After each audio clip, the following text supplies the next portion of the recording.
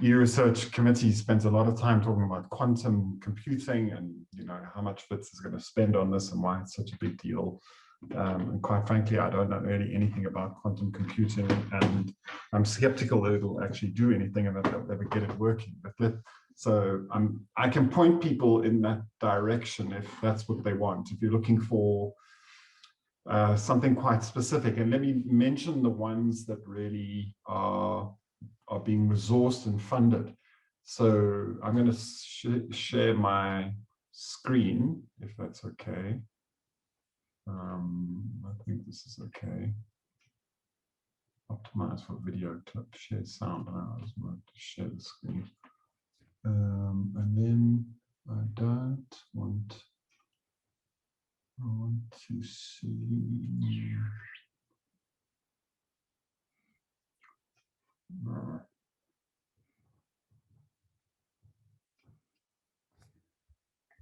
Okay, so the two that we're paying for licenses for, two of these eResearch tools that have been discussed at the various committees and which might be useful to people, depending on the research projects they've got in mind. I'm not expert in either of them, but I can direct people to, who can help. So the one is a server called, go away, what is this now? I'm going to leave the meeting. I'll just ignore it. Okay, good. RedCap is like SurveyMonkey, but it's a much more secure and lockdown tool. And there is some support at the university in using it. So RedCap would be something you would use for delivering. You want to write a survey and deliver it to hundreds or thousands of people, and then gather the data in a way that really protects in particular, the identities of the people submitting this survey. So that's a really key issue.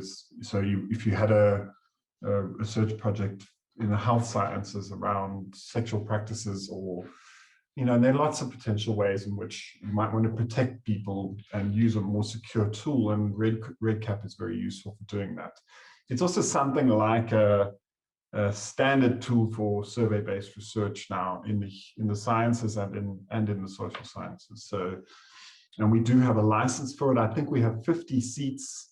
So if you're thinking of designing a survey, it's worth getting in touch with the people who are working with RedCap, and there's not a very large group of those people. We can all share and help each other doing that. Potentially, I think more useful is a new license to Atlas TI, which is very like in vivo. Now, I should explain this a little bit in case people have no idea what I'm talking about. So Atlas TI is a qualitative analysis tool. So if you have a body of texts or even one large text, you can use Atlas TI to tag up that text, and it has various different versions. There's a web-based version, so you don't actually have to install the software on your computer at all, or you can install the software on a Windows or an Apple machine. And then what it lets you do is it lets you basically provide a kind of structure, an analytical structure into that text. So if you took something like, if you had a long, say, 600-page book or a memoir or a diary, and you wanted to be able to extract systematically from the diary, you would tag that text up, and they're really good. You can find them if you want YouTube videos, introductions to Atlas TI. I was looking at one that explain how to do this. It's really not rocket science. It's pretty simple. So you can, you basically can learn how to create a tagged structure inside any text. You'd load the text into the software and then you tag it. And then once you've tagged it systematically, you can produce all sorts of interesting kinds of analysis. So you can say, you know, which terms appear in proximity to each other. How often do people talk about, let's say, you know, drinking coffee while composing music? You could quickly be able to generate analysis along those lines. Now, I should say it takes a certain kind of a person. You have to be rather, you know, unusual humanist to believe that Atlas TI or in vivo are actually useful tools. And there are people who do it, but generally speaking, Atlas TI is used, I mean, in my experience, it's a tool that's used by people who find themselves in a quantitative context. So you're working with people who are obsessed with statistical arguments, and you want to be able to kind of tell them that, you know, people are really interested in a particular, without just relying on the normal kind of tools of textual analysis that are common in the humanities. So the real reason to use Atlas TI is you want to have some way of using textual qualitative assessments, but to be able to say statistical things about them. So, you know, that would allow you to say, people use the word harmony one time, you know, 1 in every 10,000 times they use any other word, or it's used, and you can generate all sorts of correlations like that very easily using the software. It's an expensive tool. We're spending a bloody fortune on it. It costs, just the license alone is something like 2,500 Rand per seat. So if you think you might be interested in using it, please let me know, and I'll point you to the people who can provide you with the credentials for doing that. Does anybody want to ask any questions or make comments while we're busy looking at these two tools? So those are the sort of two big software products that have driven their way through the FRC and then into the eResearch committee, and for which we've basically found some resources in the last year or so. But that's not what I think is really most valuable. If it's, I'm going to point, will, you know, have other things in mind that I want to show you. If you want to ask any questions or comments on this. Keith, is there anyone in the humanities who's been using Atlas TI? I don't think so.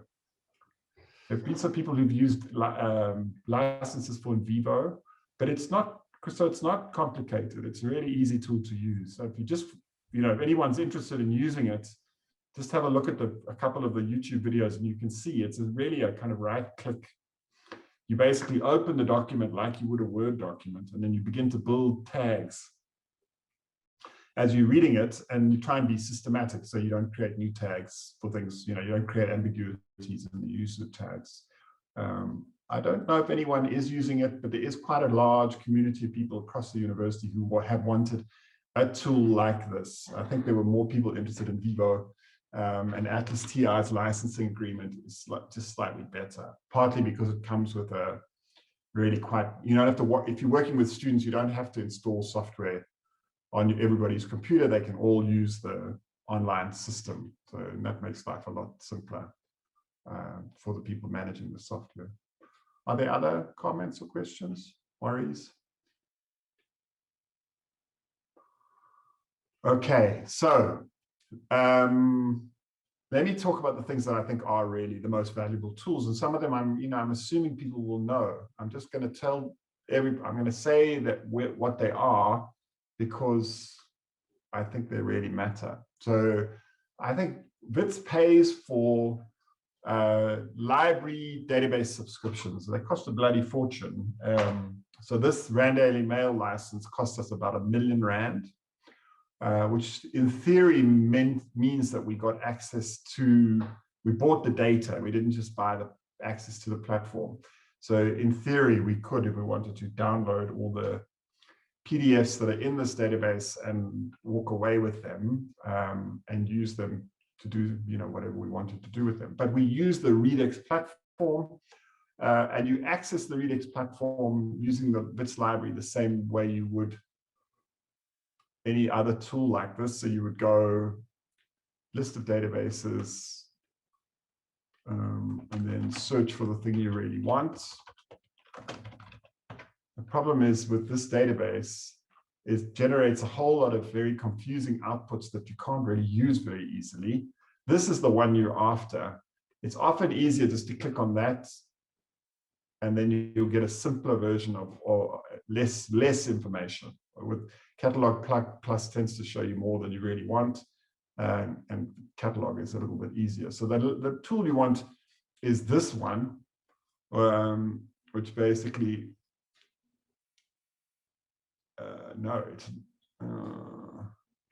actually, this is interesting because this is exactly the confusion that I was worried about. No, it's this tool here that you want. So there are two here.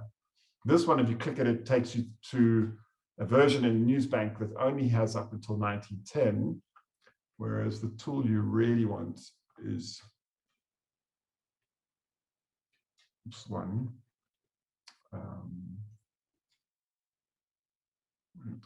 If you were coming in from off campus, you have to authenticate to the library. You need a library PIN. If you don't have one, you need to apply for one. They're pretty easy to get. You just have to send them an email, and they'll send you a PIN for your library account. And this time's out. So, okay, so now this is the Rand Daily Mail.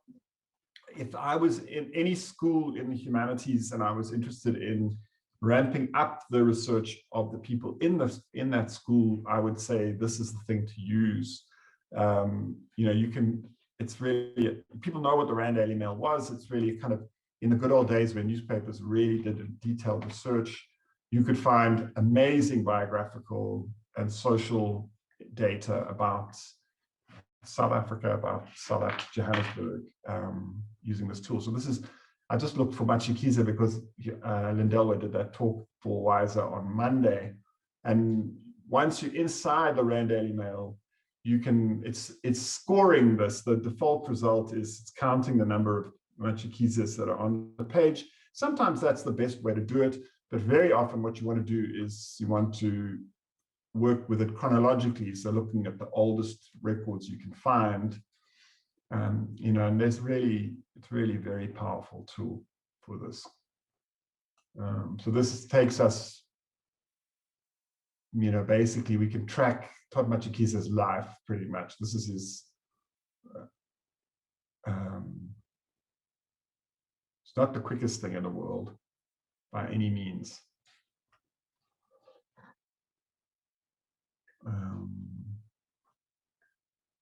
So this is the junior certificate from 1941, across the whole country. Gives you a sense of how, how limited actually the mission education system was in the 40s. But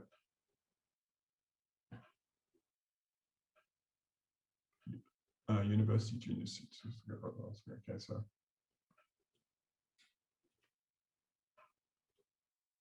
so then once you've found the thing you want, you can download that particular page. It'll download. If I click on download, it's going to offer me choices. Do I want, pages 2, 3, 4, 5? Do I want a specific page?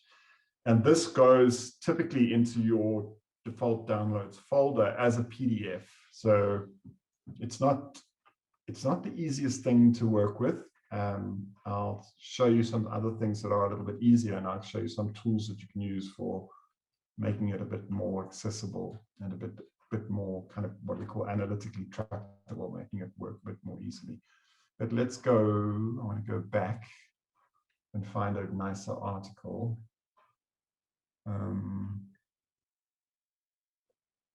Okay, so this is,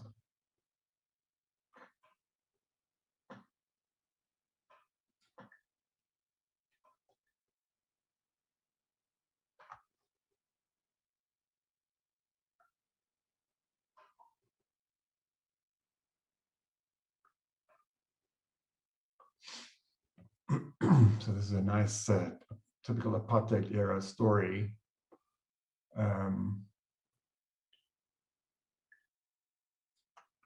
26-year-old English immigrant writer John Theodore Goldblatt of Tris Street, Hillbar, was found £30 with the alternative of 2 months' employment by Mr. K. Mahoney in Johannesburg Magistrates Court after he was convicted of supplying liquor to 3 natives at his flat.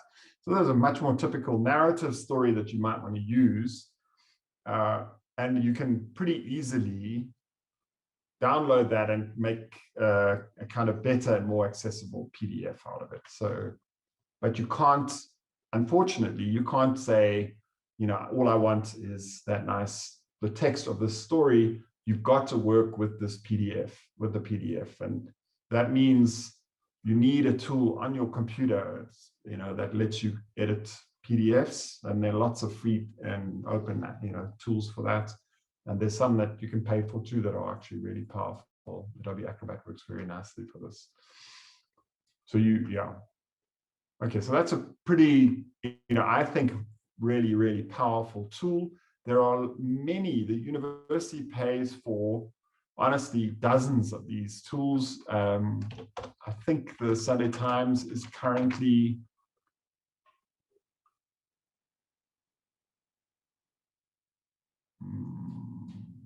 this is the problem with this system, is that you actually get too much more than you really need.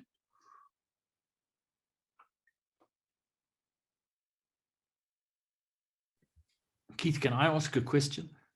Yeah, please do.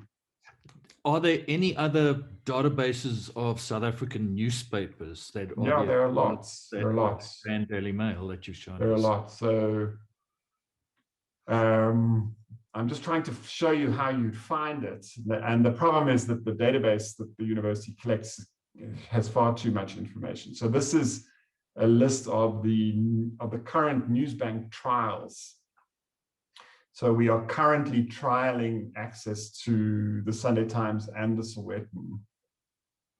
And you can search the Sunday Times back to basically 1906, you know, and it's really powerful. So you could, there's hardly any research question in South Africa that between the Sunday Times and the Rand Daily Mail, you can't really get an incredibly fine-grained view of. So these Newsbank databases, you know, it's worth just spending a minute figuring out how you get access to them. But once you enter them, they're really powerful. So the key thing is that you've got to know, unfortunately, who the provider is, and this might just be a kind of word of mouth thing at the end of the day, just asking other people what the best way is to get to the most valuable tools. So this is, we can do the same thing with the Sunday Times. You can search by keyword. The big advantage of the Newsbank databases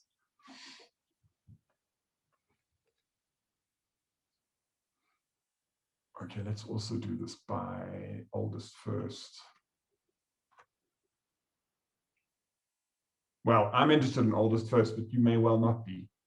You could, you know, so you can search as you need to.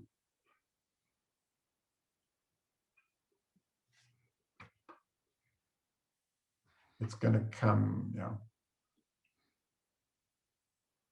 Okay, so this is a page from the Sunday Times from 1960 with a story on Mkumbane. Okay, there are other tools that work very nicely. I am actually a very enthusiastic supporter of an old database called SA Media, which is it's a clipping service that was done by the Institute for Eertydse Geskiedenis in Bloem. So they clipped out all the newspapers from, it really gets going about 1975, and it runs through into the present. Unfortunately, a whole lot of some people have discovered that their clippings are in there and they start to deny copyright, but it's not as complete as they haven't denied they haven't pulled out all the PDFs, and you get a pretty powerful. So again, this is now searching using best. It's counting the number of instances, whereas what I really want is either latest or earliest. So let's go with earliest. Okay, this gives you a pretty good sense of what SA Media has got in it, actually. So this is the post, and these show you that there are PDFs there. I think this is probably Newsbank being a pain in the bum, pulling the PDFs from the Sowetan and the Rand Daily Mail because they're claiming copyright for the other databases. But you can still see there's tons of news on any of these issues. So the race relations newsletter is here. I can click on that, and I want to open that in Firefox because it will be easy to read. You get something that looks a bit like this. It's like an old-fashioned photocopy. Again, this is incredibly powerful. If our students just use these tools, they would do much better research. If we set a basic limit, if we said, for an honors thesis, you have to have used 300 or 400 of these newspaper articles, you get really good, and then read them. Obviously, you can't just use them. You've actually got to carefully read them. 4 previously banned works have recently been published by Africa South. You can see, okay, let me show you one more thing, and then, so these are basically PDF-based tools, but there is also a purely text-based, and in some ways much easier to work with. Wait, come on.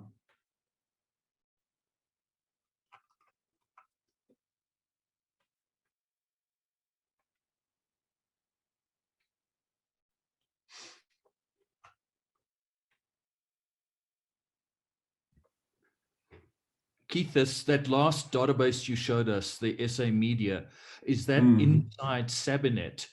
It is, but you don't have to go in through Sabinet. It is inside Sabinet, but you'll find that if you search in the database list, it's one of the ones that's the easiest to get to. So you've only got a limited amount of confusion, whereas a lot of the others are actually very hard to find. So, but this is how I would get it. I'd go in through the list of the databases and go and find it from there. That alphabetical list.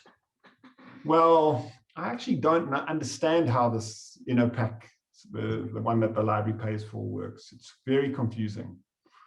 And basically, there's only one way to do it. You just keep following. They're not an infinite number of these results. So you can see the hurt locker is not what you want. I have no idea why that's actually here. And there may be ways of specifying your search so you don't get all this junk. It's a bit like when you search on Takealot or Macro, you put in socks and it shows you everything that you could possibly want because they think that you're stupid and you don't really know what you want and that you can buy something else. So that's what happens with this database. It presents the library database presents you a whole lot of options that clearly can't do what you're after. But you will find the tool if you just spend a bit of time fussing with it, and don't get too distracted or depressed by it. Okay, I want to, unless there are other questions on this specific issue, I want to show you a couple of the other tools that really work very nicely.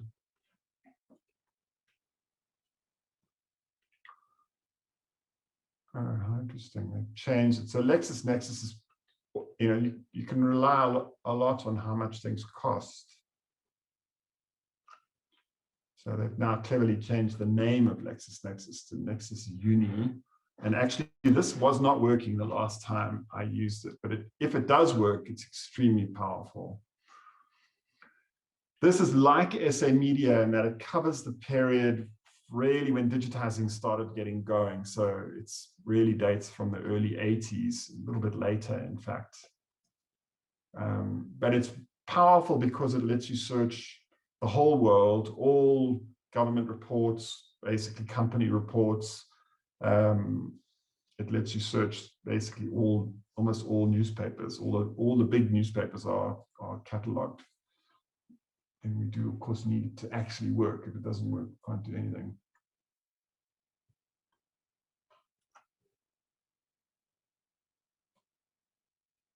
Okay, I'm going to just leave it here running in the background and hope that it comes back and I can show it to you.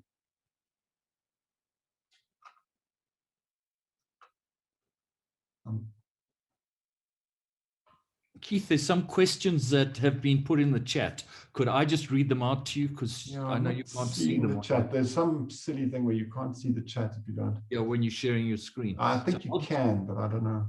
Okay. Voilà. Question from Michelle. Why does Wits not have press reader, which gives us access to all newspapers, etc.? Not sure if it allows access to newspaper archives. So I have no idea. But you know, the way licensing works is that you basically need to you need to build a little Hezbollah around the thing you really want. I mean, I've used Press Reader. I'm not sure that it's better than what we currently pay for. So I would say the Newsbank databases and SA Media together do quite a lot of a better job. I don't think Press Reader actually does provide you to all newspapers, especially it may provide you to the things that are available on the internet now. But what we're quite keen on is things that let us go back and look at, say, what did the Weekly Mail look like in the late 1980s. And this mix of databases actually does that quite well. But if you're keen on getting a license to something, you basically have to find the other people in your faculty who might be interested in using it. You need to find out how much it costs, and then you begin to lobby to get it to be purchased. The library usually is very accommodating. Wits has a good budget for digital access. In fact, I think our digital resources are world class. I mean, I've worked in fancy, rich universities overseas, and typically we have better access than they do. So generally speaking, if you want something, you can get it. You'd have to explain why it does things that you're not getting from the current databases. How do students get access to Atlas TI? There are only 50 licenses. They were paid for by the research office, which means that the licenses will be distributed quite widely, probably across the whole university. And they'll probably be done on a first come, first served basis. So, the key thing is if you are going to use it, to get in there as quickly as possible. If you're not sure, I would be careful about taking up space because the licenses are so expensive.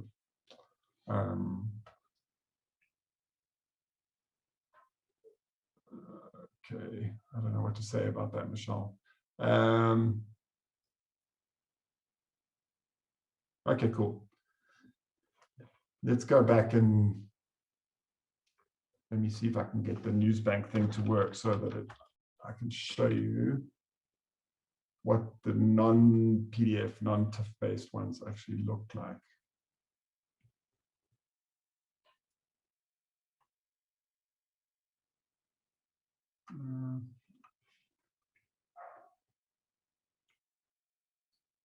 Okay, so these are all actually very substantial database systems that you can use to find all sorts of things. So let's try the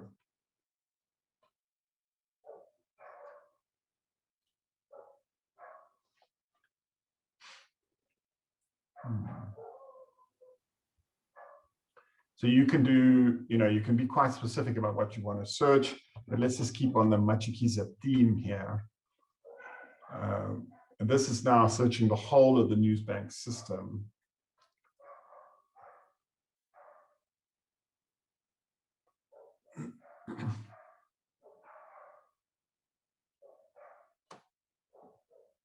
Come on.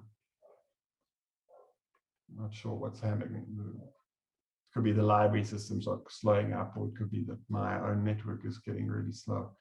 Shouldn't be that. I'm going to jump to LexisNexis. It's also not showing.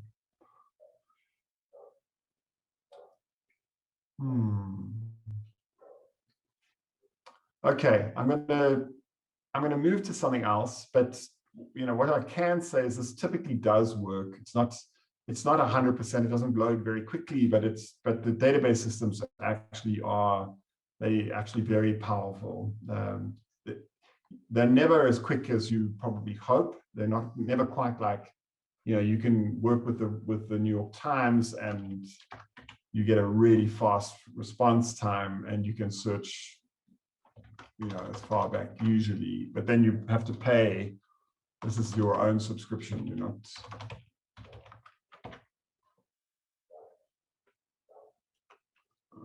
You can say, I want to see Matshikiza between 1st of the 1st, 1960 and 1st of the 1st, 1970.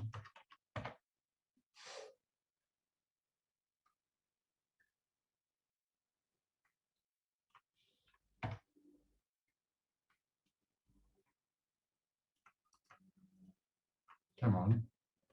Yeah.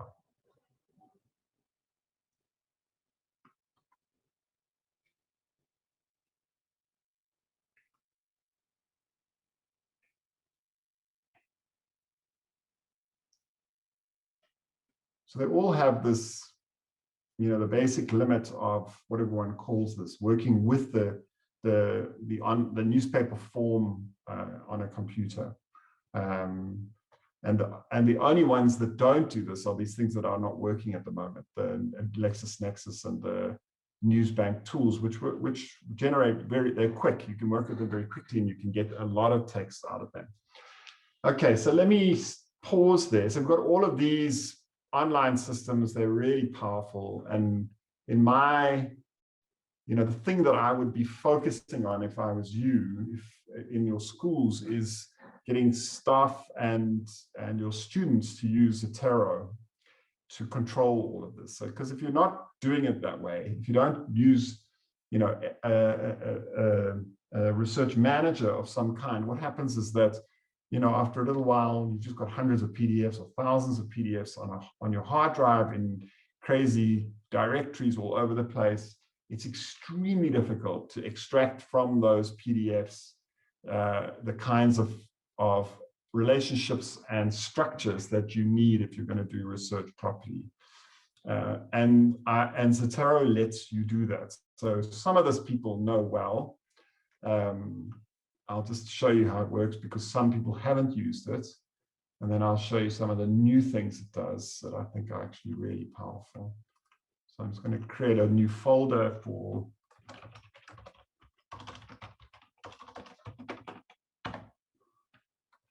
okay, so this is, I've installed Zotero. I've got an account. It's a standardized tool. I can show you if you don't know how to do it. The library supports Zotero, knows how to get it working. I don't know how much they otherwise know, but it is an extremely powerful tool. So I can go to the New York Times and I can say, okay, so I've installed Zotero in my browser, and that means I get this little Zotero icon here. If I click on it, it's going to save into the folder, and I can get working very quickly using Zotero to edit the data. So I can add a note.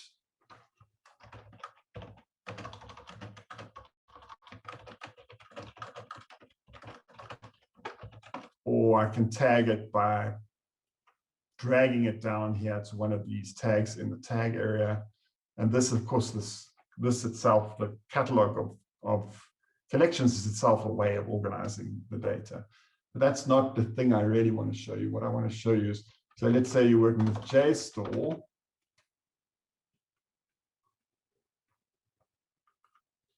Let's keep to this Matshikiza theme.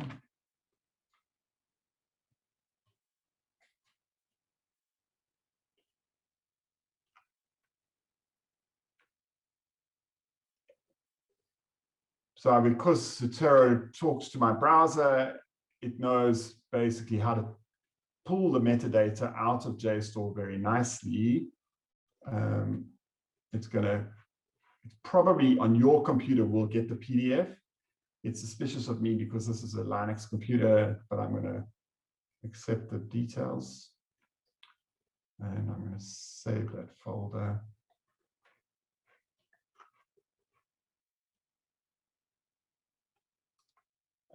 I'm going to attach the PDF. Okay, but what I want to really show you, what you can do with this, the newest versions of Zotero.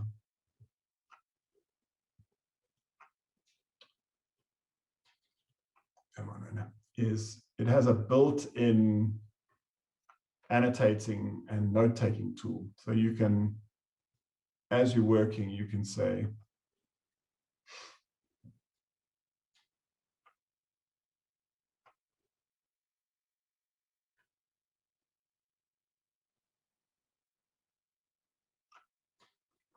and you can say, show me the notes. These are other notes that are in my library, just ignore them. But I can say, add a note from the annotations that I put into the PDF, and it's going to pull out the actual text that it finds there. The same thing will be true if you put in a comment.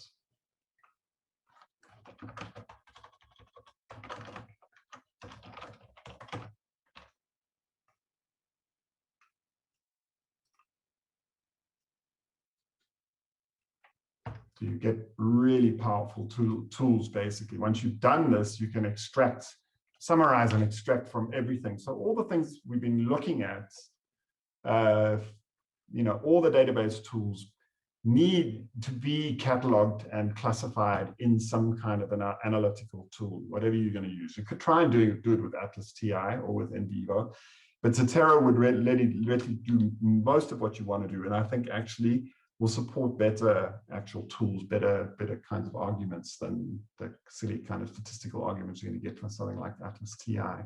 But it's not all point and click. A lot of our students, you know, really just want a tool that they're sort of grown up in a world of Apple taking care of everything for them, and it doesn't really work like that. So, you know, if you want to, I can show you what they look like. Let's just go here.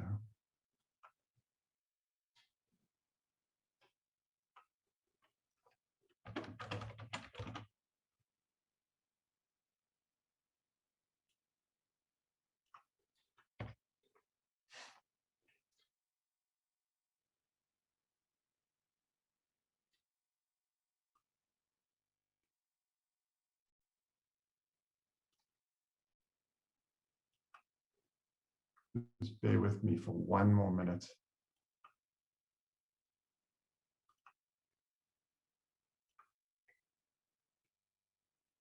So this is a reference that I have had to create manually. So SAFEX takes the reins on the futures market is a reference to a PDF that looks like this inside SA Media. But when I want to, you know, I can just quickly tag this up, and then I end up with, if I do it nicely, let's do it this way.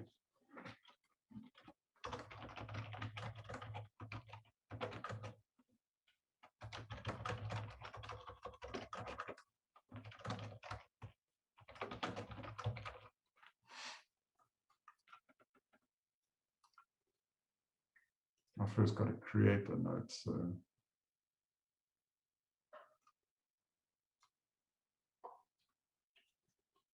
I can do this too if I want. And then I go back to my folder, and I've got a little note there that tells me if I'm wanting it. This is exactly when this thing happened, you know, and often who the players were, what the issues they were fighting about, all the things you really need to be able to extract from a text. And of course, different people have different things they want to extract. Historians are particularly obsessed with timing, like when did this happen? You know, did it happen before something else that was really important? The library, Michelle, is still running support for Zotero, and that's pretty much how to, you know, the simple stuff. How do you install it? How do you create an account? Most of that is, you know, it's really easy. And again, the things that you most need to do, you'll be able to find YouTube videos that explain it all. So Zotero is available for free for download.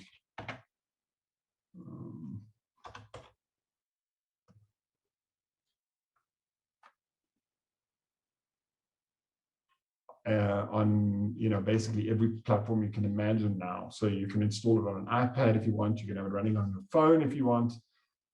It's free on all of those systems. You need to install it, and that will make it talk to your word processor usually in a very seamless and easy way. There's not normally any problems with that. So you can build, because these are group libraries. So you can have Zotero is very geared to basically group libraries.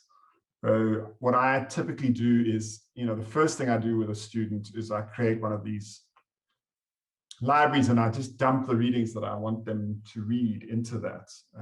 I try to structure it a bit so I don't give them 10,000 things to read at once, but it does do that very nicely. You can do quite a lot with this. You can, if you want to, you can ask your students to put their notes in here, or as you like.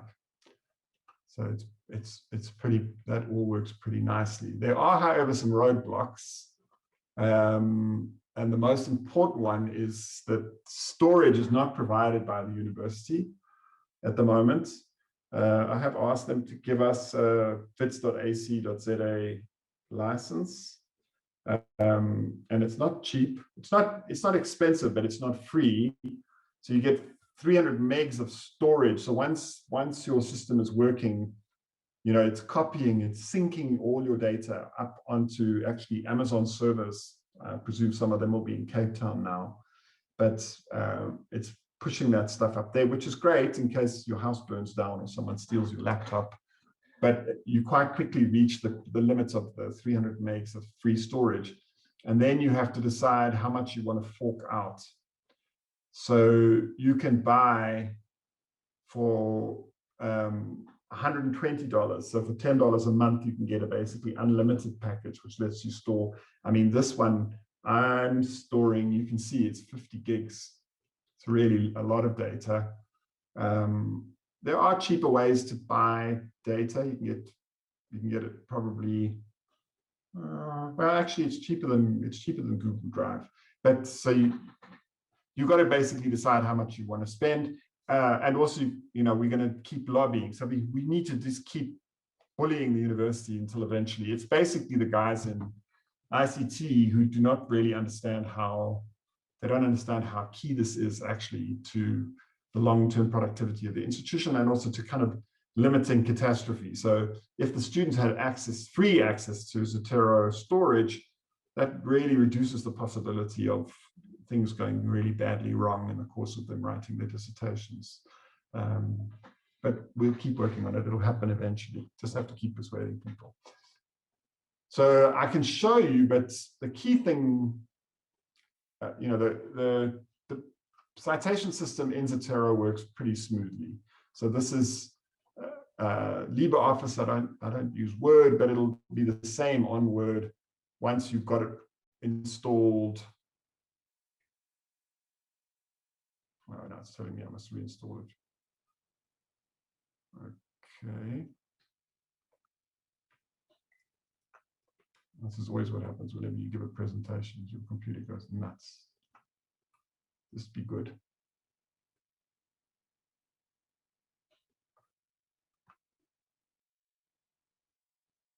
So, there are all sorts of reasons for doing this, and some people say they want to use a different research manager. This one is free. It's owned by a nonprofit that's backed by the big American philanthropies. They're not going to suck your data into a value chain, which is really what the other ones are about. The others are all about getting you to use their citation system so that they know what you're looking at, and so they can basically commercialize it. And there isn't really an argument about using any of the others, but whatever people want to, let them go ahead and do it. You can you can, well into the bibliography, you can change the style that you used, which can save people and anyone who's working on this a real hard time when it comes to publishing. Almost all journals use one of these standardized style sheets, and you can quickly reset everything you want. So I can show you what that looks like, but maybe just take my word for it. It's worth the effort of doing this just at the technical level. I think it also has huge analytical benefits. It makes for much better research in the long run. Right, guys, questions, worries? I'm going to stop sharing my screen because I feel like Zoom is kind of half working and I can't really. That's better. Sorry.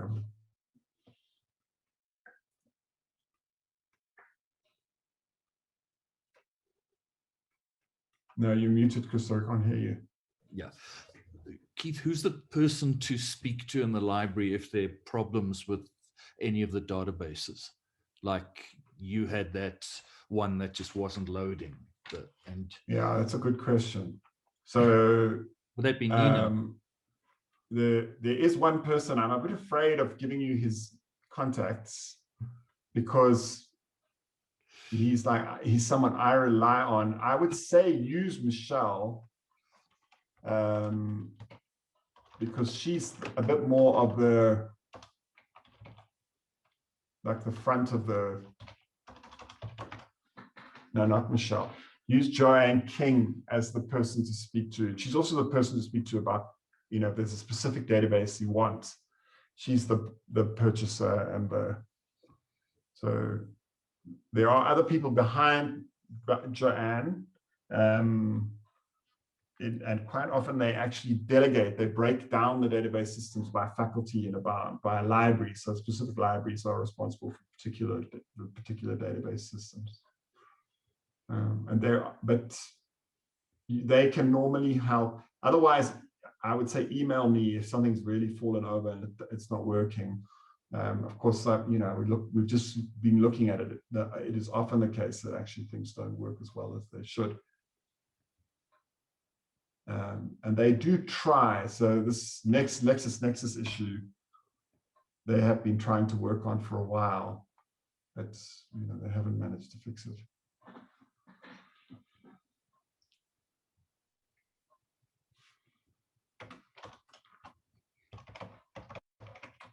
Anybody else got questions or worries or comments?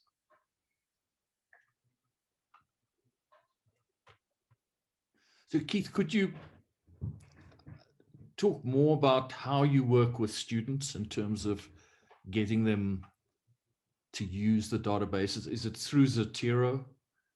All the students? Yeah, it is. I pretty much insist that my students use Zotero. I don't offer them a choice. So they have to use Zotero, and then they have to show me how they're building the data set that they're going to use basically in Zotero, which means, really downloading the PDFs, capturing the metadata properly, and then beginning to put notes into that.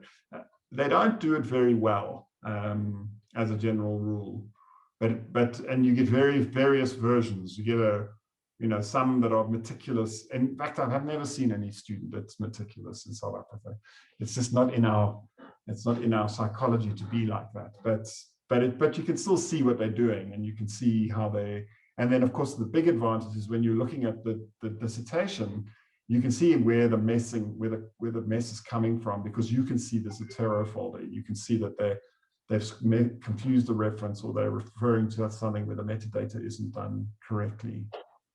But it does really help. I mean, it's a tremendously powerful scaffolding tool. It really kind of lifts them up and makes it possible for them to see what they're doing. I think they get exhausted.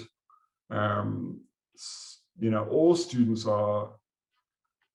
get tired because they now see there's this huge possible, like, endless lake of data that they can access, and they're always a bit worried about how to do that. You've got to be a little careful, I think. Yes, then the Atlas TI is the only qualitative textual markup tool that Wits is currently paying for. And the truth is it's not yet a working license. We paid for it, but it's not working yet. And for a long time, we've had no qualitative textual analysis. So it's quite a big deal, actually, that we managed to get the research office to agree to pay for it.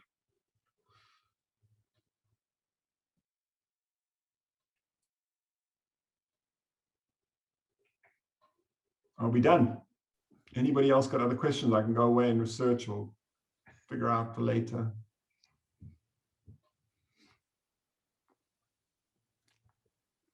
Karabo, ask away. Thanks.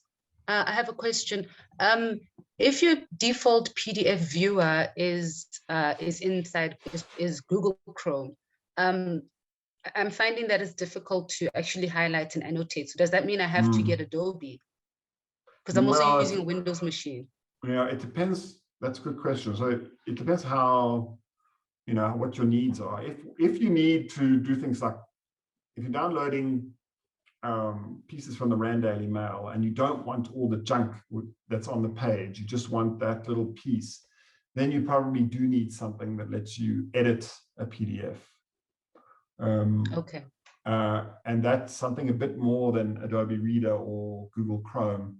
There are a couple there's a thing called Foxit. There are a couple of free ones that you can get access to. But it's a good point that we should put some pressure on CNS, whatever they're calling themselves, ICT, to provide a basic PDF editor to people, a license for a basic PDF editor. There was a time when they were doing that with Adobe Acrobat, but it's become, Adobe Acrobat's trying to sell itself as, all-purpose knowledge management system, and it's actually very expensive. Yeah, because I remember it was easier for me last year, but when I got a new machine, a personal machine that wasn't sponsored by the university, I've had to go back to the basic technology of taking notes, pen and paper of the PDF, and then linking that, and then So that's the big thing. That's the big breakthrough. And then in the version 6 of Zotero is that you no longer have to do that. So you basically are now, when you double click on the PDF in Zotero, you get this, basically jumps to an editor. This is all inside Zotero. You never have to install anything to do this. So this is, you can highlight and you can, whatever you like. You can do all of this stuff just without having another tool. But it's not, the truth is, if you're going to do this, you need another tool as well. Yeah. And this, I'll show you the one that I use. I'm not sure. Because when I double click when I double click that article inside Zotero, it takes me to the default PDF viewer, which default, is that's because Google, you're not, and I can't highlight and annotate. Yeah. You're using version 5. So what I would say, the version 6 beta is out. They will put, the 6 will come. Just be patient. Give it another month. If you really want to, you can install the beta version yourself. It's pretty easy to do that. Okay. But so this is the tool that I use, PDF Exchange Viewer. But there are lots of options. You don't have to use this one. And this one comes with it does work. Some things work nicely. Be careful about committing. You don't want to marry this software. So it does some tricky things sometimes. But it's worth, this is free, so you don't have to fight with ICT in order to get a license for it. But it's not perfect either, sadly. Thank you. Okay.